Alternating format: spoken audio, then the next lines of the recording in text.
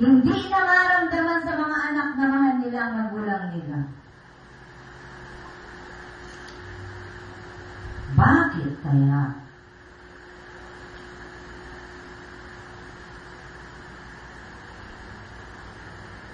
Kaya lang naman sumusunod dahil takot mabugbog ng dos por dos eh.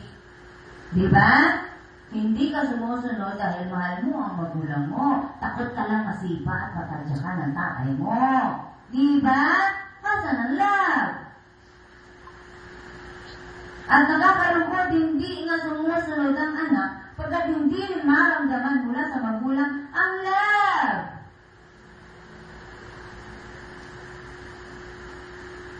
Kasol naman. Ha? Ang bagal kasing ipangalan ng salita ng Diyos. Sa loob ng simbahan, ang homily, 30 minutes. Malayo pa. Malayo ang aral doon sa binasa, na inihayag na salita ng Diyos. Ha?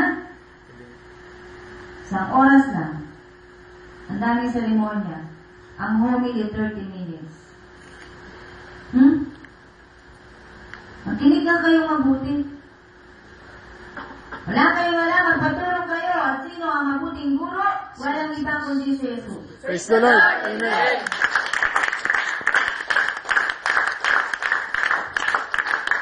Sa mga anak na hindi nakahingi ng tawad sa magulang at namatay na ang magulang ay dumulog sa Diyos at sabihin, Panginoon, di ko na maalala, nagkasala ba ako? Napaiyak ko ba ang nanay ko? Nagalit ba ang tatay ko? Hindi ka ng tawad sa Diyos. Sabi mo, Panginoon, pakisabi naman sa nanay at tatay ko, sorry sa mga nagawa ko nung buhay pa sila. At Panginoon, alam ko naman po, na walang imposible sa iyo. Praise the Lord. Amen.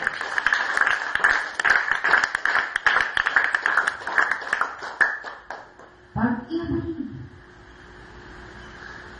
Pag-ising sa umaga, Panginoon, I love you! Praise the Lord! Amen! Ma, I love you! Love you. Sino sa mga taga-The Voice ang gumagawa niyan? Oh, wala. Ma, I love you! I love you. Hindi yung, Ma, huwag ko! 120, 130. Ma, project ko. Ang bilis sabihin. Ha? Taga-The Voice. Ma, huwag ko. Ma, meron kami theater. Ma, ang mahal na ina, dudukot sa wallet, wala nang magawa. Kung may dudukutin, paano kung wala? Panahon na ng pagbabago! Praise the Lord! Amen.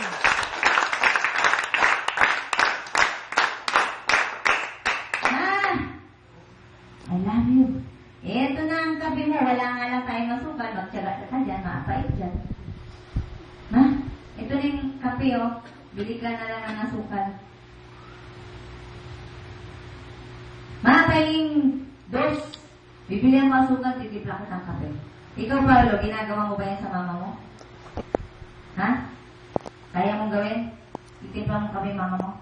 Na umaga-umaga na sa kwentuhan, ha? Ha? Gawin mo pala, ha? Kaya mo? Baka ibuhos sa'yo ng mama mo yung pati. Ha? Sabihin niya umalis ka dito, napukwentuhan kami, istorbo ka. Ha? Makinig ka, Paulo. Para sa'yo ito. Praise the Lord! Amen!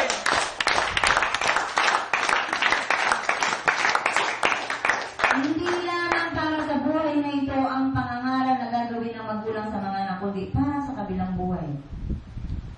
Hindi lang para kumanda ang buhay mo, anak, mag-aral ka mabuti. Yun kasi naririnig ko sa nanay ko, anak, mag-aral ka mabuti para mabago ang buhay natin. Paangat tayo sa kahirapan. Tama naman. Kaya lamang ay nawawala yung tunay na mahalaga. Anak, mag-aral ka para matuwa ang Diyos sa'yo. Praise the Lord! Amen.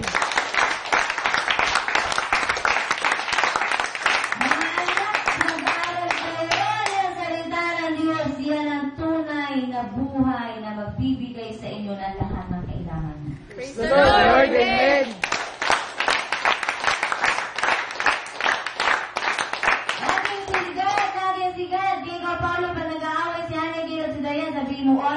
Mga kapatid, ang sabi ng Diyos ay, mag-ibigan tayo, halina kayo, at kakain na tayo.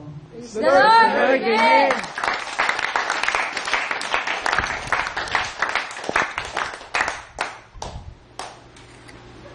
At bago kumain ay, magpasalamat sa Diyos, Panginoon, sa ngalan ni Jesus, Ama, sa langit, salamat po sa lahat ng pagkain na aming tatanggapin. Basbasan ninyo po ito at pagpalain upang magsilbing kalakasan ng aming mga katawan. Praise the Lord. Amen. Maraming salamat po. Amen. Paulo, kaya mo yun? Bago kumain, magdarasal? Nakakapagdasal ka ba bago kumain? O hindi? Binata ka na. At hindi lang ganyan na magiging mukha mo. Pero ganun pa man dapat.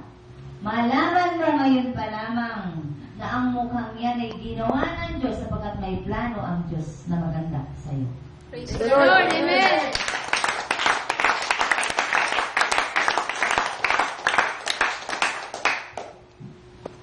Kilala mo ba ang Diyos? Taas nga kamay na kilala ang Diyos. Praise the Lord. Praise the Lord. Amen. Amen.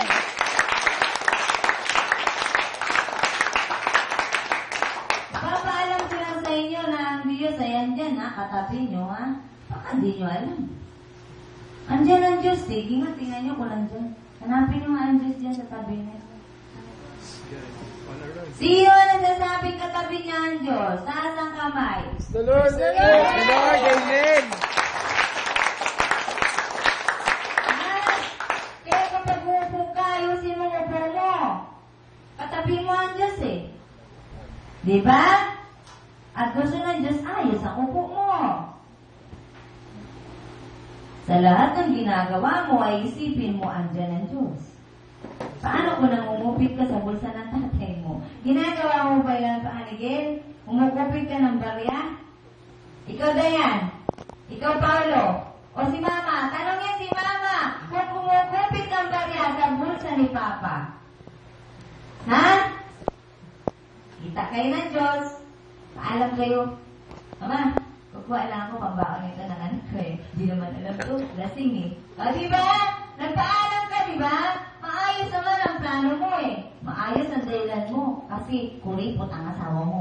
Amen? Praise the Lord. Amen.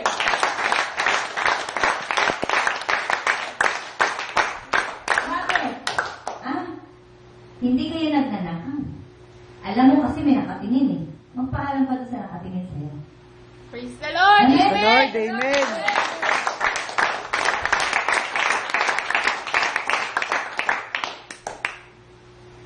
Kaya doon sa mga kabataan na wala pang nararanasang hirap ng buhay. Ngayon, makinig kayo. Huwag nyo nang hintayin dumaan kayo doon sa mga bad experiences na yun. Kapag nang si Jesus ay napako sa krus, sa pagtagumpayanan niya ang sanlibutan. Praise the Praise Lord. the Lord. Amen. Kapag sinabing tagumpay, hindi ka lulugo-lugo. Pag sinabing tagumpay, hindi ka wala, meron ka. Tagumpay ka. Kaya ang tao kasama si Jesus ay tagumpay din. Praise the Lord. Praise the Lord. Amen. Wala nang imposible. Wala kang isasaing. Kasama mo si Jesus, sabihin mo sa Diyos, Panginoon, nagugutom ako. Sabi mo, di mo ako pababayaan. At habang naglalakad ka, pagtingin mo sa kanal ay may nakita kang pambili ng tinapay. Praise the Lord. Amen. Alam mo po kung bakit nakita ng pera nandun sa kanal? Hindi mo alam. Malay mo, inihulog ng anghel. Imposible ba yun? Praise the Lord. Praise the Lord. Amen.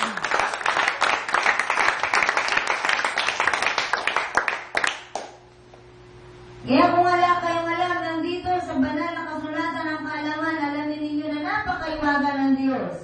Ang milagro, ang miracles, ay nangyayari sa buhay ng tao na kasama ang Diyos. Praise the Praise the Lord. Lord. Amen.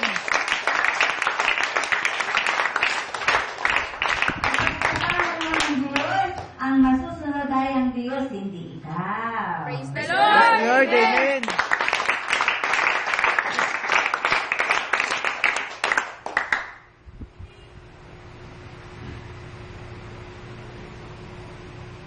Kaya magiging payapa ang buhay mo. Lahat ng tao na sumusunod sa nais ng Diyos ay nagiging payapa ang buhay. Praise the Lord. Praise the Lord. Amen.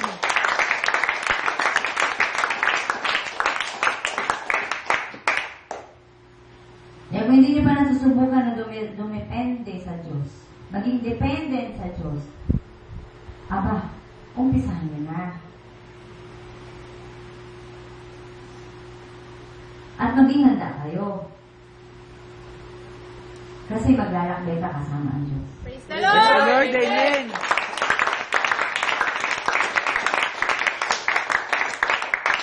Kung ako'y parang sa inyo, ako'y naglalakbay kasama ang Diyos. Sasama ba kayo? Praise Praise the the Lord. Lord. Amen. Kasama ka ba, Paulo? Kasama ka kay tita? Sa paglalakbay kasama ang Diyos? O pumunta ka rito tuwing linggo! Praise the Lord. Praise the Lord. Amen. Amen.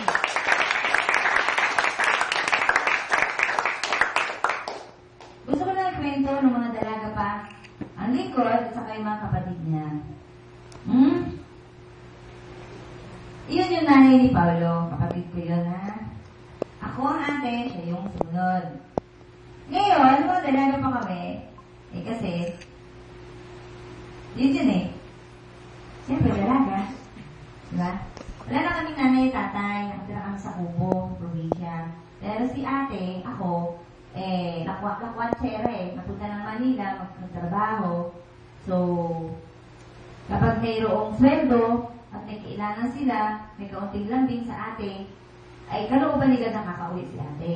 So, may pangabit-bit si ate pa sa lubong. So, siyempre sa probinsya, akala mo, uy, galing Maynila yan, mapera yan, di ba? Ganon. So, mga tao, mga kapitbahay, sa lubong. So, feeling nila kami, kahit wala kami magulang, masasaya kami.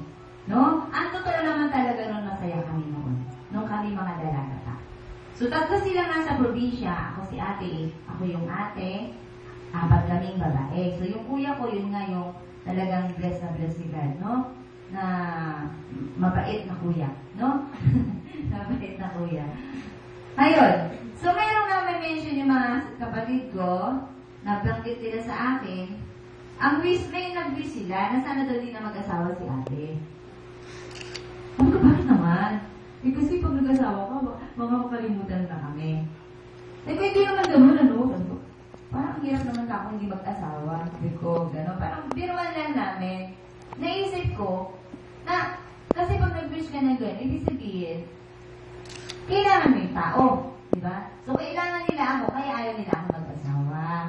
So, paninindigan ko naman, dapat yun, hindi ako mag-aasawa, hanggang kailangan pa nila ako. So, hindi nangyari, nakapag-asawa ako. Na hindi handa. Ibig sabihin ay hindi pinagandaan. Bigla lang ang pag-aasawa ko. Ayun. Pero, ayan ang kapatid ko. Makakapagsabi sa inyo, na palagi kong kinukwento sa gawain, kapag umuwi ako at nandun ako sa amin, sama-sama kaming 4 sa isang maliit na kubo, meron kaming prayer time every 6 p.m. Tatanungin ko yung kapatid ko kung natatandaan pa niya, baka naman na may memory cap na siya. Every 6 p.m., tatawagin ko silang 3, papasok kami sa kubo namin, at magdadasal kami ng Angelus. Sasagot siya, kung natatandaan ba niya yung mga masasayang araw namin. Oo. Muli na, Lord! Every 6 p.m. yan. At tawagin ko sila. Papasok kami, at kung meron silang mga kaibigan, lalaki man yan o babae, kung gusto sumama sa pumasok sa loob ng bahay, sasama. Pagdating ng 6 p.m. yan.